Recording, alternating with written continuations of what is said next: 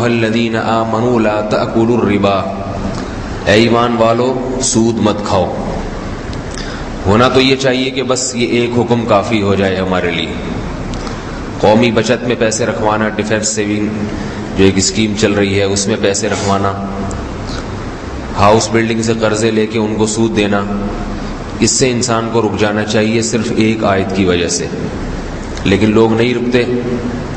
آج بھی ڈیفنس کے سرٹیفکیٹ لیے ہوئے لوگوں نے سیونگ، اور قومی بچت میں لوگ پیسے رکھواتے ہیں، وہاں سے سود لیتے ہیں، بینکوں میں پیسے رکھواتے ہیں، سود لیتے ہیں۔ تو اللہ تعالیٰ کا ایک حکم کافی ہو جانا چاہیے، لا تأکلوا الربا، سود مت لو، کھانے کی اجازت نہیں ہے تمہیں۔ آگے فرمایا فَإِن لَّمْ تَفْعَلُوا، اگر نہیں باز آتے، کھاتے رہتے ہو، فَأْذَنُوا بِحَرْبٍ مِّنَ اللَّهِ وَرَسُولِهِ، تو تمہارے خلاف اللہ اور اس کے رسول کا اعلان جنگ ہے۔ اعلان جنگ کا مطلب ممکن ہے سود کھانے والا کہے کہ بھائی میرے خلاف تو کوئی بھی جنگ پہ نہیں آ رہا، نہ کبھی اللہ جنگ کر رہے ہیں نہ رسول جنگ کر رہے ہیں میرے خلاف۔ یہ اصل میں اللہ نے دھمکی دے دی کہ جس کے خلاف اعلان جنگ ہوتا ہے پھر اس کا خون مکمل حلال ہوتا ہے۔ میدان جنگ میں جس فوج سے لڑائی ہوتی ہے اس کو قتل بھی کیا جا سکتا ہے، اس کا سارا سامان لوٹا جا سکتا ہے، ان کی عورتوں کو باندیاں تک بنایا جا سکتا ہے، یعنی اس سے پھر حتی الامکان جس حد تک ممکن ہو نقصان پہنچانے کی کوشش کی جاتی ہے دشمن کو۔ تو اس میں اللہ نے بتا دیا کہ جو سود کھانے والے لوگ ہیں وہ میرے ایسے دشمن ہیں جیسے تمہارا میدان جنگ میں کوئی کافر دشمن ہوتا ہے۔ تو اب اس کے ساتھ میں کچھ بھی کر سکتا ہوں، نہ کروں تو یہ حکمت ہے، مصلحت ہے، یہ سزا کو گویا میں ٹال رہا ہوں، لیکن چھوڑوں گا نہیں اس کو، میں چھوڑوں گا نہیں اس کو، اتنی سزا دوں گا، ایسے سزا دوں گا۔ اس سزا کا بھی اللہ نے قرآن میں ذکر کیا، فرمایا الذین یأکلون الربا لا یقومون الا کما یقوم الذی یتخبطہ الشیطان من المس، کہ ان لوگوں کا جب حشر ہوگا تو ان کی عذاب کو دیکھ کر ایسی کیفیت ہوگی، ایسے حواس باختہ ہوں گے سود کھانے والے لوگ کہ جیسے تم پر تمہارے جان پہچان والوں میں جب کسی پر جن چڑھ جائے، جنات سوار ہو جائیں، اور جس طرح وہ تڑپتا اور مچلتا ہے، حواس باختہ ہو جاتا ہے نا، جس پہ جن آسیب بھوت وغیرہ آ جائیں کیسا حواس باختہ ہوتا ہے، لوگ پریشان ہوتے ہیں۔ فرمایا عذاب ابھی ہوگا نہیں، صرف عذاب کو دیکھ کے اپنے انجام پہ نظر کر کے اس کی یہ کیفیت ہوگی، ایسے حواس اس کے جو ہے نا باختہ ہو جائے گا وہ، اور ہوش و حواس اس کے ٹھکانے نہیں رہیں گے۔ ایسے عذاب تو آگے شروع ہوگا، اپنا انجام دیکھ کے اس کی یہ کیفیت ہوگی۔ تو بھائی اللہ کے عذاب سے ڈرنا چاہیے۔ قرآن مجید میں اللہ نے فرمایا کہ ہم نے یہودیوں کو بھی سود کھانے سے منع کیا تھا، وَأَخْذِهِمُ الرِّبَا وَقَدْ نُهُوا عَنْهُ، کہ ہم نے ان کو بھی منع کیا لیکن انہوں نے کھانا شروع کر دیا۔ تو اس سے معلوم ہوتا ہے کہ سود ایک ایسی لعنتی چیز ہے جو ہر امت میں حرام رہی ہے، صرف مسلم امت میں نہیں ہے، پچھلی امتوں میں بھی حرام تھا۔ رسول اللہ صلی اللہ علیہ وسلم نے فتح مکہ کے دن اعلان فرمایا کہ جس نے بھی سودی لین دین جو ماضی میں ہو چکا، آج کے بعد وہ سارے معاہدے منسوخ ہیں۔ اسلام میں معاہدوں کی پابندی کی بہت اہمیت ہے، لیکن شریعت کہتی ہے کہ اگر کسی نے سودی معاہدہ کر لیا تو وہ معاہدہ بھی کالعدم ہوگا۔ آپ نے کسی سے قرضہ لیا اور یہ معاہدہ کیا کہ میں اتنے پروفٹ کے ساتھ اس کو لوٹا کے دوں گا، قسمیں بھی اٹھا لی، پھر بھی شریعت کہتی ہے یہ معاہدہ کالعدم ہے، آپ پر لازم نہیں ہے کہ آپ دیں بلکہ نہ دیں اس کو۔ تو ایک تو ہے سود کھانا، سود خور کو آخرت میں جو عذاب ہوگا وہ تو ہوگا، دنیا میں جو عذاب اس کو دیا جاتا ہے وہ یہ اس کے چہرے کا نور چھین لیا جاتا ہے۔ کسی سود خور کے چہرے پہ رونق نہیں ہوگی، کالک ہوگی، شیطان جیسا اس کا منہ نظر آئے گا۔ میں نے تو خود دیکھا ہے اپنی آنکھوں سے، شیطان جیسا اس کا عجیب سا منہ ہو جائے گا، دیکھنے سے پتا چلے گا کہ یہ اس کی حرکتیں ٹھیک نہیں۔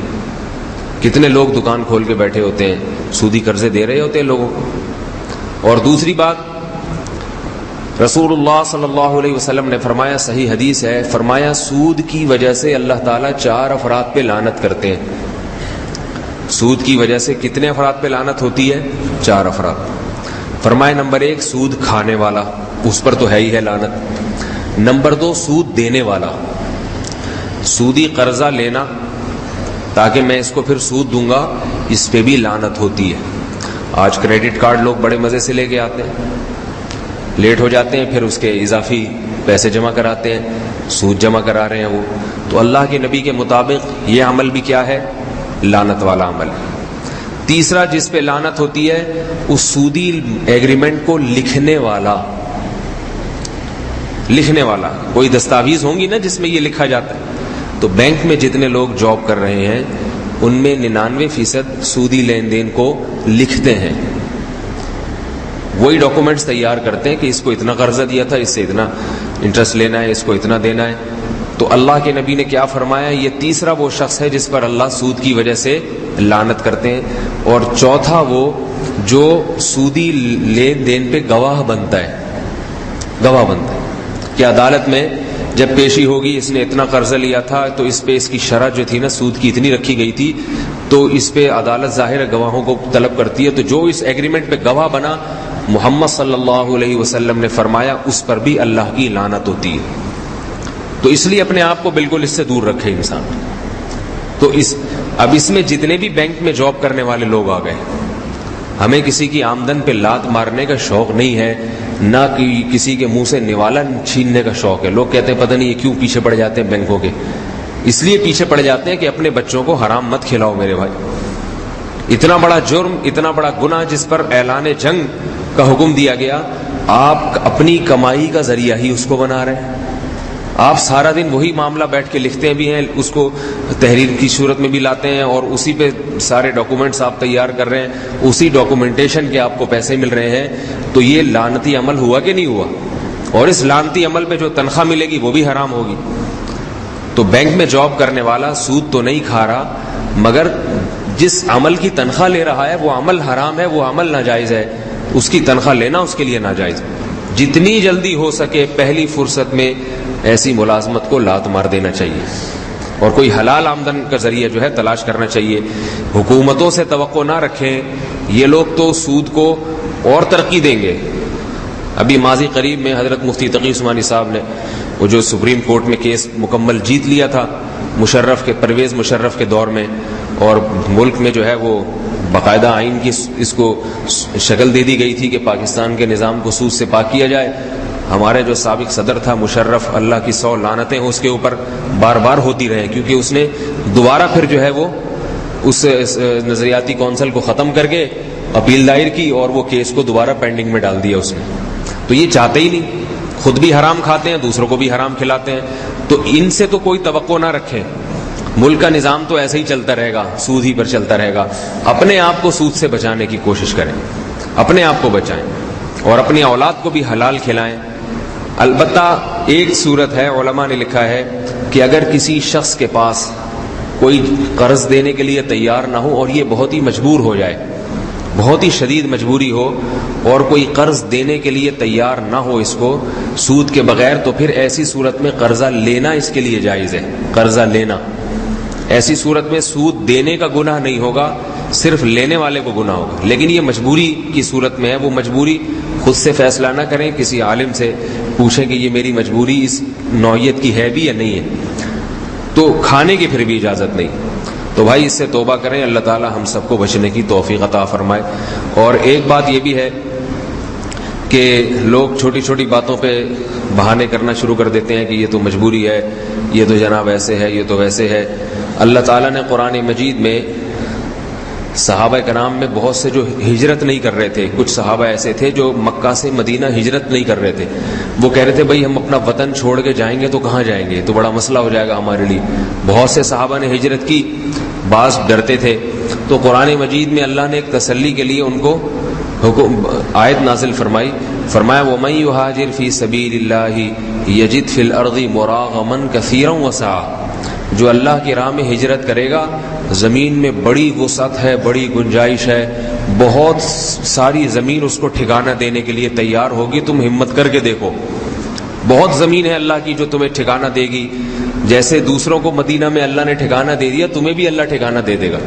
اور آگے فرمایا وَمَن يَخْرُجْ مِن بَيْتِهِ مُهَاجِرًا إِلَى اللَّهِ وَرَسُولِهِ ثُمَّ يُدْرِكْهُ الْمَوْتُ فَقَدْ وَقَعَ أَجْرُهُ عَلَى اللَّهِ، کہ اگر تم اپنے گھر سے نکلے اللہ کی خاطر اور بالفرض تمہیں موت آ گئی. زیادہ سے زیادہ یہی ہوتا ہے نا کہ ناکام ہو جاؤ گے, کہیں ٹھکانہ نہیں ملے گا, مر جاؤ گے. تو اللہ فرماتے اللہ کی راہ میں اگر تمہیں موت آ گئی تو یاد رکھو تمہیں اجر دینا اللہ پر لازم ہو گیا. پھر اللہ تمہاری اس قربانی کو ضائع نہیں کرے گا, یہ چیز اللہ کے ذمے ہے. تو بھائی حرام کو جتنا جلد ہو سکے انسان چھوڑنے کی کوشش کرے. اللہ کی طرف سے بڑی امیدیں ہیں کہ زمین میں اس کو رزق کے بہت سارے ذرائع بھی ملیں گے انشاءاللہ, اور اگر اس راہ میں اس کی موت واقع ہو گئی یا کوئی آزمائش اس کو آئی تو اللہ کے ذمے ہے پھر اس آزمائش کا اس کو بدلہ دینا. اللہ تعالیٰ اچھے اعمال کرنے والوں کے اجر کو ضائع نہیں کرتے. اللہ تعالیٰ ہم سب کو اس لعنت سے, سود کی لعنت سے بچنے کی توفیق عطا فرمائے. آئندہ رقمیں اپنی بینکوں میں نہ رکھوائیں, سود نہ لیں اس پہ. قومی بچت میں ڈیفنس سیونگ جو ہے سرٹیفکیٹ آ رہے ہیں, لوگ اس میں رکھوا دیتے ہیں بڑے آرام سے. بیوہ عورتیں تو ایسے اس میں پیسے ڈال دیتی ہیں کہ بھئی ہمارے پاس تو کھانے کا کوئی ذرا نہیں ہے تو یہاں سے آتا رہے گا. وہ آتا نہیں ہے, اللہ نے صاف کہہ دیا یمحق اللہ الربا, اللہ سود کو گھٹاتے ہیں. آئے گا نہیں, اس سے آئے گا تو خرچے اللہ اتنے بڑھا دے گا کہ وہ آتا ہوا سارا ادھر چلا جائے گا. حلال کا 1 روپیہ اس میں جو اللہ برکت دیتے ہیں وہ حرام کے لاکھ روپے میں برکت نہیں دیتے. کسی اور کاروبار میں لگائے جائیں, کسی اور ذریعے میں لگائے جائیں. ایک آخری بات یہ کہ عام طور پہ تاجر لوگ جب وہ آپس میں شرکت کرتے ہیں, پیسوں کی لین دین کرتے ہیں اور جو ہے وہ تجارت پہ پیسہ دیتے ہیں دوسرے کو, تو وہ بھی نہ چاہتے ہوئے بھی سودی لین دین میں پھنس جاتے ہیں. کئی کیسز ہمارے سامنے آتے ہیں تاجروں کے, فلاں بندہ کاروبار کر رہا ہے, اس کو پیسے دے دیا, 2 لاکھ روپے دے دیے, نفع کا کوئی وہ طے ہی نہیں کرتے آپس میں بیٹھ کے, کتنا کما کے تمہیں کتنا پروفٹ میں دوں گا, کوئی طے ہی نہیں ہوتا. بس وہ کماتا جا رہا ہے اور ماہانہ متعین رقم دیتا چلا جا رہا ہے. بعض تاجر ایسا کرتے ہیں, کسی کو کوئی چیز خرید کے دے دی قسطوں پہ مہنگے داموں, اب خرید کے ایسا کرتے ہیں کہ بجائے وہ چیز خرید کے اپنے قبضے میں لائیں پھر اس کو آگے بیچیں. یہ ڈرامے نہیں کرتے, وہ اس کو کہتے ہیں یہ ڈرامے ہیں, یہ نہیں کریں گے ہم, یہ بڑی لمبی. جا کے پیمنٹ ادا کر دی دکان والے کو, کہا یہ چیز جو ہے آپ اس کو بیچ دیں, اور پھر اس پہ پروفٹ لیتے ہیں. تو یہ تھوڑی بہت بے احتیاطیوں سے وہ معاملہ سودی بن جاتا ہے. کیونکہ اب میں یہاں مسائل تو نہیں بتانا بیٹھا سود کے, تو بہت وقت لگ جائے گا اس میں. تو جب کوئی تجارت کیا کریں, اس پہ پیسہ کمانا ہو تو پہلے کسی مولوی صاحب سے پوچھ لیں کہ بھائی یہ طریقہ ہے انویسٹمنٹ کا, اس طریقے سے پیسہ کمانا حلال بھی ہے یا نہیں ہے. تو مولوی صاحب انشاءاللہ آپ کو کوئی ایسا طریقہ بتا دیں گے کہ سانپ بھی مر جائے گا اور لاٹھی بھی نہیں ٹوٹے گی. سمجھ رہے ہیں نا, تھوڑا سا دائیں بائیں کچھ کرنا ہوتا ہے جس سے وہ معاملہ سود کے بجائے حلال بن جاتا ہے. تھوڑا سا تدبیر کرنی ہوتی ہے. حضرت بلال رضی اللہ تعالی عنہ ایک مرتبہ رسول اللہ صلی اللہ علیہ وسلم کے پاس آئے, تو حضرت بلال کے پاس آپ صلی اللہ علیہ وسلم نے کھجوریں دیکھی. آپ نے فرمایا کھجوریں کہاں سے آئی ہیں؟ تو انہوں نے فرمایا کہ میرے پاس کچھ کھجوریں تھیں, تر بہترین کھجوریں, تو وہ کھجوریں میں نے دی تقریباً 1 سا, تو اس کے بدلے میں نے پرانی کھجوریں 2 سا لے لی.